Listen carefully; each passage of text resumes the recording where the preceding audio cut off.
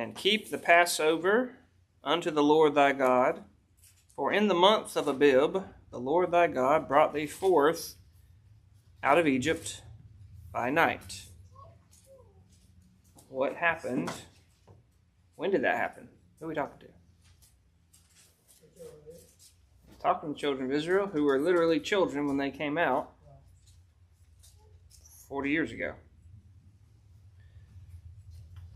The month Abib. What notable event, well, what happened that night? Passover. Okay, what does that mean?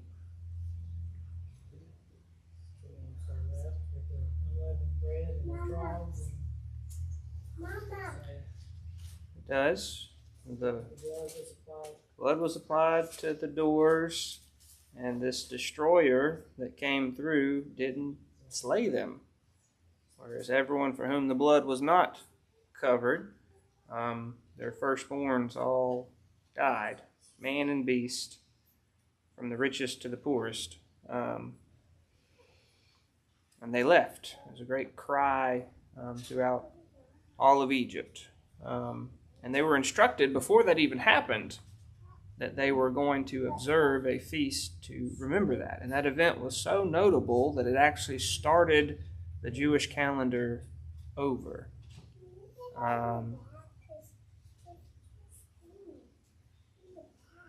So what I've got written up here on this whiteboard is working from Abib all the months of the new calendar in order. So Abib used to not be the first month. I've looked at some other sources to try and figure out what it used to be, and they've speculated. I'm not really sure. But when you started over Abib, later that will also be known as Nisan. We're talking about the same thing. So like Esther's Day, they refer to it as Nisan, still the first month. That roughly corresponds to March and April. Okay? How did they know when a new month started? By moon. Right? You know, we use the expression a new moon. Completely gone. You know, you can argue about full moons, right? New moon, you know, is dark. So, when you had that new moon, and then it was on the 14th day of that month that they left Egypt. Right? So that's when they would observe the Passover. Now this corresponded with their agricultural events of the beginning of the barley harvest would start. Okay? The beginning of the barley harvest. Right? So March and April, barley harvest starts, you observe the Passover, and during that period you would have a whole week of unleavened bread. If you were unclean for some reason, ceremonially unclean, and you could not participate in the Passover, there was a fallback opportunity the following month. The following month is Ziph. Now, I've got these 3 months in purple, because those are the only ones you really need to know. The others are just kind of filling in. I'm not even sure most of them are mentioned with any significance, but when you hear about the 3 feasts, when do they occur? This is what we're looking at. So starting with Abib, the next month is Ziph, and that's where on the 14th day you have the alternative Passover. If you're unclean, you get another shot at it. That's around April and May. And then the 3rd month is Sivan, and that is when you observe the Feast of Weeks. The New Testament calls that as Pentecost, about 50 days after Passover. Well, what we're going to look at in here is it's counting from 7 weeks. All right? 7 times 7 is 49. All right, add one more day, you get 50. Pentecost, Feast of Weeks. This is when the wheat harvest begins. Okay?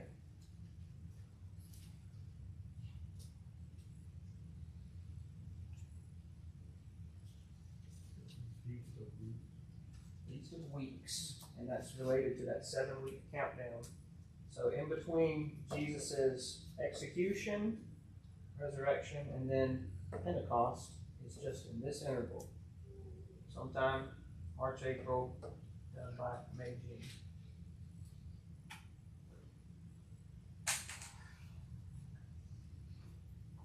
Then you're going to be into June, July, August, September, which is Tammuz, Ab, Abib, and then the next notable month is the 7th month of the year. Sometimes they often just refer to the first month, or the third month, or the 7th month. Ethanim. There's a lot that goes on in that month. And this corresponds to September and October. You've got, on the first day, the Feast of Trumpets. The 10th day, you've got the Day of Atonement. The 15th through 21st day, you'll have the Feast of Ingatherings, which is the end of your harvest. These are starting your harvest. This is the end. And that's also known as the Feast of Tabernacles, because to remember your days in the wilderness, you are going to sleep in tents or booths. Yeah. A tent. That's something that's sometimes referred to as the Feast of Booths.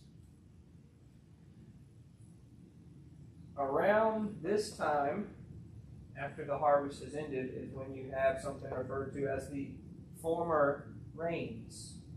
This is softening up the ground so that you can sow the next crop. Yeah. So we talked about the former and the latter rains. Look that up. So around October, November, that's when you're going to be sowing your barley, which you're going to harvest later. So you got the initial rains, so you have the ground soft to put it in. And then at the last month, Adar and into Abib is when you get the latter rains, which is causing it to grow properly. So these other months, Ul, Chisnu, Tabath, Sabat, Adar, roughly what they correspond to. Ul, October, November, Chisnu, November, December, Sabath, December to January, Sabat, January, February, and then Adar, February to March. Again, these don't correspond exactly to our calendar, because ours is based on a rigid structure, not based on the moon. But okay, April. Okay, that's right. I got yeah. Harvest crops, grain crops are these in the spring. Yeah. Cool. Makes sense? Now, having run through that, the chapter may make more sense. So, observe the month of Abib. Connor, point to Abib. Go up there and point to it. Abib. Yep, we've observed it. What are we going to ceremonially observe in that month? Passover, right. Keep the Passover. Why? For in the month of Abib, the Lord thy God brought thee forth out of Egypt by night. Thou shalt therefore sacrifice the Passover unto the Lord thy God, of the flock and of the herd, in the place which the Lord shall choose to place his name there. When we talked about this several chapters ago, where will God eventually choose to place his name? This is a geographic location. Jerusalem. Where was it before then? Shiloh. All right. Now, they haven't gone in. They haven't conquered Canaan.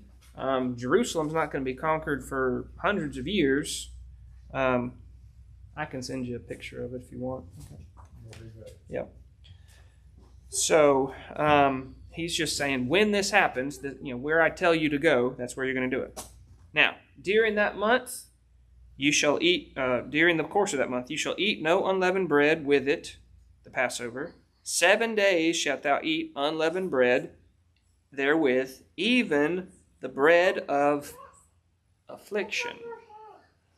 So, this is a hearkening back, this unleavened bread, to the affliction of their bondage, of their being delivered from it.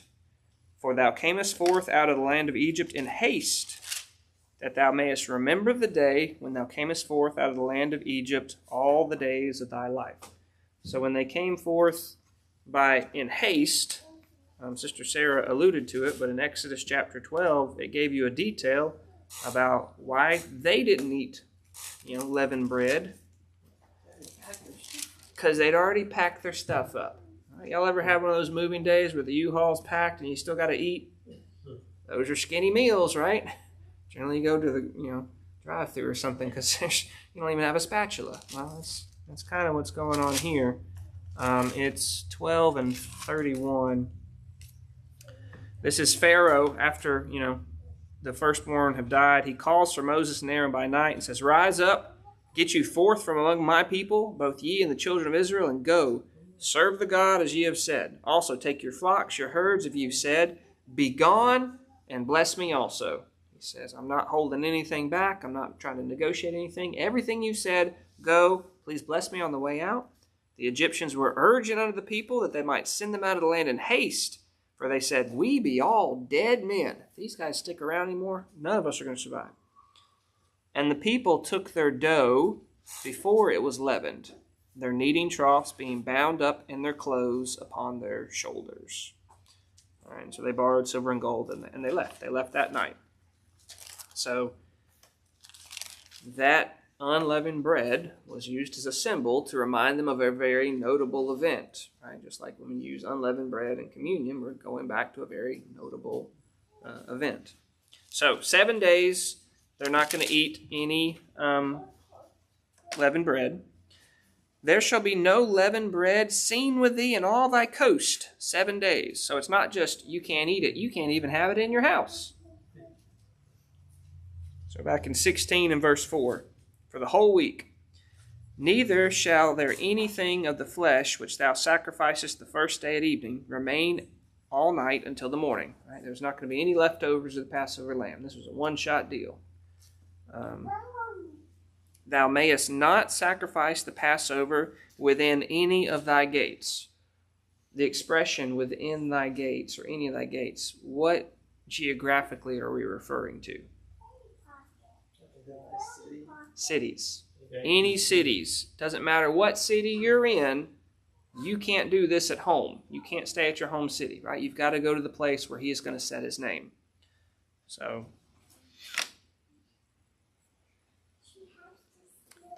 you may not sacrifice the Passover within any of thy gates, which the Lord thy God giveth thee. So this is no telecommuting, no working from home. You've got to go. But at the place which the Lord thy God shall choose to place his name in, there thou shalt sacrifice the Passover. When? At evening, as the going down of the sun, at the season that thou camest forth out of Egypt. And so even the time of the sacrifice harkens back to this evening when they were being brought forth out of Egypt. Okay, parallel. Thou shalt roast it and eat it in the place where the Lord shall choose, and thou shalt turn in the morning and go unto thy tents. So you're going to stay there. 6 days thou shalt eat unleavened bread, and on the 7th day shall be a solemn assembly to the Lord thy God. Thou shalt do no work therein.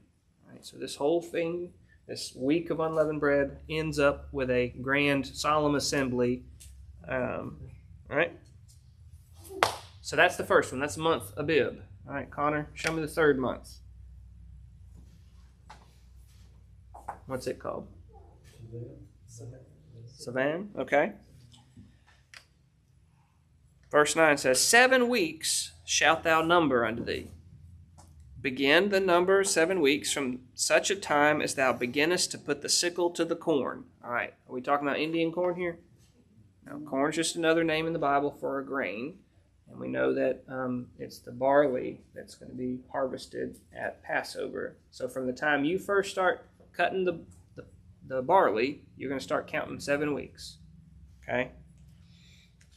And once they've done that, you shall keep the Feast of Weeks unto the Lord thy God with a tribute of a freewill offering of thy hand, which thou shalt give unto the Lord thy God, according as the Lord thy God hath blessed thee. So 7 weeks after you start the barley harvest is when the wheat harvest is going to start.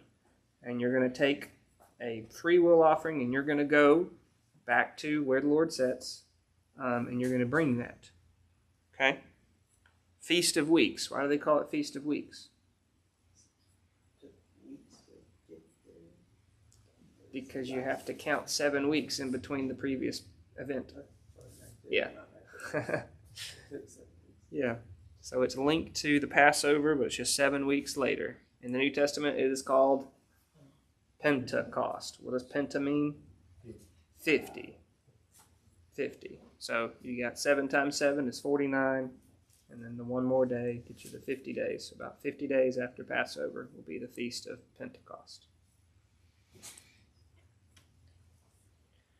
So when Jesus, after crucifixion, was seen 40 days, and then he ascended up, and then you had Pentecost, how much time did you have in between? At most 10 days.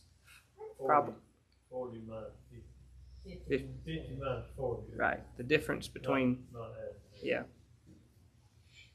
So he appeared a little bit after, the resurrection was a little bit after the Passover, and so probably was even a little narrower. But, all right. So that's the Feast of Weeks.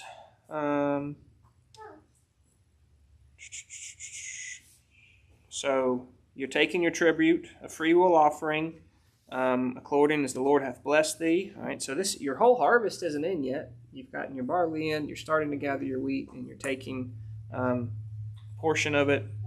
Thou shalt rejoice before the Lord thy God, thou and thy son and thy daughter, thy manservant and thy maidservant, and the Levite that is within thy gates, and the stranger and the fatherless and the widow that are among you, in the place which the Lord thy God hath chosen to place his name there. All right. Everybody's instructed to go to Jerusalem here. And you, as the Lord has blessed you with your fields, you are going to be supporting and maintaining for this trip and for the feast all your kids and all your servants and the Levites who live in your city and the poor who don't have their own land, and even strangers, right? They're all going to go and they're all going to rejoice together that the Lord is blessing, basically blessing your crops. Why do you do that? Because this is going to remind you of the time when you were a slave. Thou shalt remember that thou wast a bondman in Egypt, and thou shalt observe to do these statutes. So regardless of how, uppity up and muckety mucks they became with their wealth, this is reminding them where the Lord brought them from and who's giving it to them. All right? Thou shalt observe the Feast of Tabernacles after thou hast gathered in thy corn and thy wine. All right? So you fast forward down to the 7th month. Point to it, Connor. What's it called? Ethanim? Bad place to sit. Yeah. Well, I just couldn't quite see it from my spot. When is that going to occur? After the harvest is all done, right? So you've gathered in everything. You're going to observe the Feast of Tabernacles. What's another name for tabernacle? Tents. What's another one? Booths. Yeah. Booths, tabernacles, tents, all the same thing. Right, Elizabeth? Sit down. Listen.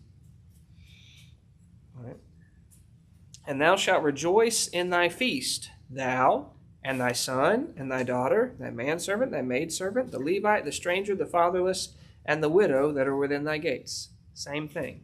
Right? So they're not just talking about kind of the first fruits from before, where you're having a feast and rejoicing how he's blessing. You've now got it all in, and you're taking the crowd back again, and you're going to have another feast together. Okay? And it's going to go on for a week. 7 days shalt thou keep a solemn feast unto the Lord thy God in the place where the Lord shall choose, because the Lord thy God shall bless thee, because the Lord thy God shall bless thee in all thine works, and in all the works of thy hands. Therefore thou shalt surely rejoice. So he's saying the God's going to bless what you're doing, and so you are going to go and take the time out and to rejoice and be thankful in the manner that he says. Right? 3 times in a year shall all thy males appear before the Lord thy God in the place which he shall choose. Now, we just read that verse out of context. It sounds like, well, only the men go. But you go back and read all the others. Right? The others are invited too. Sounds like the males, it's compulsory. It's mandatory attendance. You cannot leave out the men servants and maid servants and children, but the men are required to go. 3 times in a year shall all thy males appear before the Lord thy God in the place where he shall choose, in the feast of unleavened bread, and in the feast of weeks, and in the feast of tabernacles. And they shall not appear before the Lord empty. Does it mean to appear before the Lord empty? Yeah, you're not to come empty-handed. Right? He's blessed you with all this. You got to bring some with you. Every man shall give as he is able, according to the blessing of the Lord thy God, which he hath given him. All right, so that expression, too much has been given, much is required, that's kind of what's going on here. The Lord's blessed you a whole lot, and you need to be bringing more and sharing it amongst those at the feast and to the Lord, right? So this is that free will offering. You're bringing it voluntarily. Okay. So that may be more information than you need, but I needed to see all that to figure out where did this correspond with the Jewish months, our months, and what's going on with these feasts and the harvest in order for me to kind of line up why these all make sense. Any questions on any of that?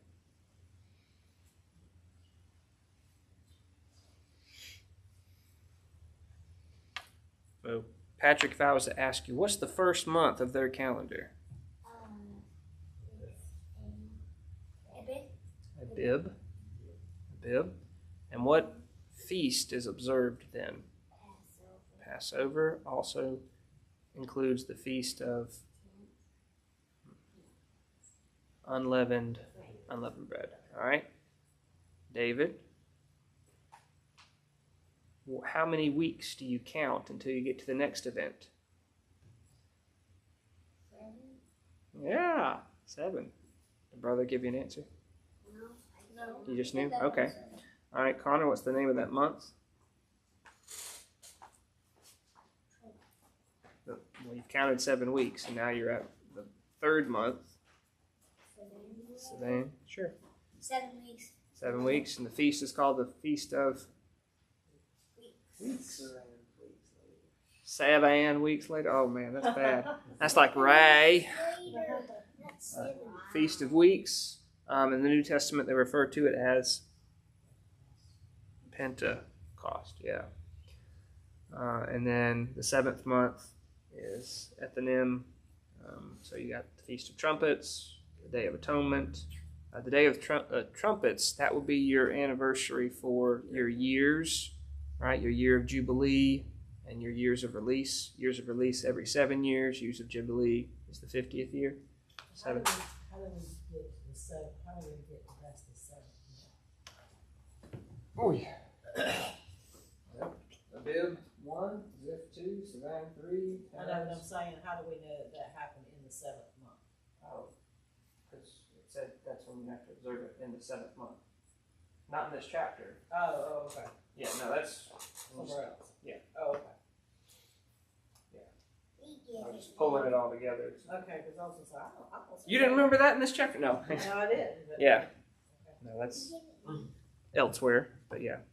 That one's explicit. Down to the date, first day of the month, Feast of Trumpets. The 10th day, you'll have the Day of Atonement, which is where the high priest goes in, right? Sprinkles the blood once. And then the Feast of Ingatherings. Deuteronomy 16. What verse? Yeah, we're going to be in verse 18. So we've gone through the calendar. So now I've got a different topic. Judges and officers shalt thou make in all thy gates. All right, we talked about the expression gates earlier. Substitute what word? What's the concept? Cities. Each of your cities are going to have officers and judges. Why does each city need to have officers and judges? Because there are people there. There are sinners, right? So you're going to have disputes. So you got to have people who have the authority to settle disputes without you having to, do what they did initially. Go find the one leader, Moses. Well, he's about to die, and Joshua's not going to be doing that, right? Moses had learned early on with his father-in-law. He says, "You're going to wear away trying to govern this whole people. You need to establish, officers over 50s and 100s and all that. So here, that worked while you're all traveling together. Now it's going to be geographic based. It's not I'm just over these 50 people. It's based on the cities. All right. So judges and officers shalt thou make in all thy gates, which the Lord thy God giveth thee, throughout thy tribes. All right. So they're going to be scattered, all the cities. They shall judge the people with just judgment. All right. Does that mean they're limited to judgment? Just as in doing justice, right? That which is right, equitable. What would be an example of unjust judgment? Based on political standing, social standing. Sure. So 19 gives kind of a list of things that you're not to do. 19. Thou shalt not wrest judgment. All right. That word rest looks a lot like our English word wrestle. What are you doing when you're wrestling with somebody? Right. You're trying to bend them out of shape, right? Right, that's the idea of twisting, distorting, right? When you have a judge, you want them to be able to see this case is right, this is the correct way, not, well, if we kind of twist it this way and look this way, I could see why this guy should win rather than you. Right? That would be a distorted judgment. Let's say I walk out to get my mail, and a drunk driver plows into me, and breaks every bone in my body, and the judge awards the drunk driver damages because I was standing too close to the road. Not how it works. Not how it should work. Anyone looking at that would say, that judge didn't do right, he didn't do fair, right? The at-fault party is now getting a benefit for their, damage. That's not right. So that'd be an example of wresting judgment. That doesn't just mean he sided for the other side, right? But where it's an actual injustice going on. Thou shalt not respect persons. This is what Sister Sarah was talking about. Let's say,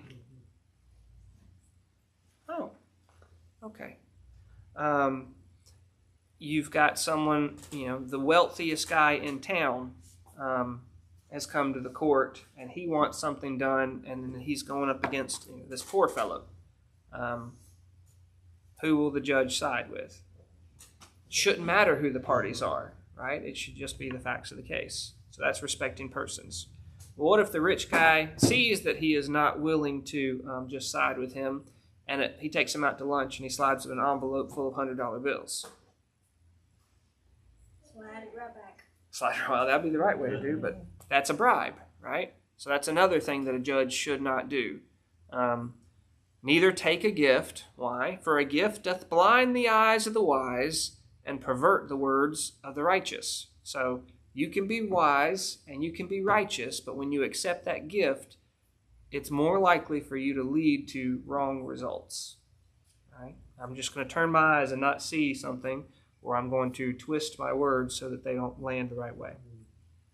All right? So this instruction says, that which is altogether just shalt thou follow. All right, the whole totality. It's not just looking at the narrow sense of, it's kind of just enough. Right? You need to do it all completely right and just. Why? That thou mayest live and inherit the land which the Lord thy God giveth thee.